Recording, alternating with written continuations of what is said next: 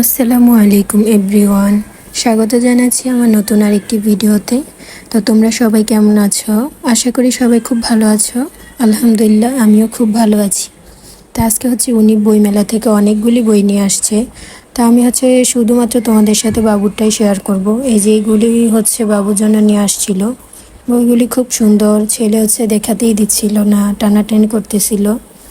এখানে এগুলো আঁকিবুকিতে ইংরেজি, আরবি, বাংলা। তো এগুলো লিখে লিখে শিখতে পারবে।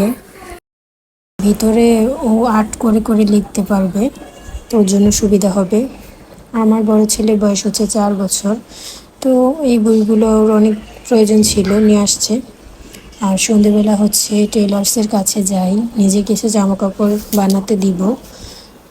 সেদিনকে তোমাদেরকে দেখিয়েছিলাম সেগুলি। তো আমি গিয়ে একদম অবাক হয়ে যাই, মানুষ এত সুন্দর সুন্দর ড্রেস বানিয়ে রেখেছে। মানে কি বলবো, এখান থেকে আমি ডিজাইন খুঁজতেছিলাম যে কোনটা দিই। তো ফাইনালি আমি নিজের সাথে করেও কিছু ডিজাইন নিয়ে গিয়েছিলাম, সেখান থেকেও দিই, আর এখান থেকেও একটা ডিজাইন চুজ করে নিই। তো দেখো ওনাদের হাতের কাজগুলো একদম অনেক সুন্দর। আর এখানে কিছু থান কাপড় আছে, তারপর এখানে লেসও আছে। পছন্দ হলে এখান থেকে লেস নিয়েও বানানো যায়।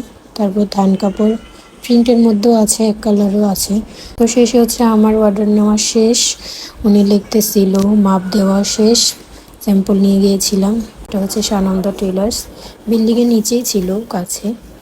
তো গিয়েছিলাম, তারপর বাসায় চলে আসি। তো আজকে এতটুকুই। আল্লাহ হাফেজ।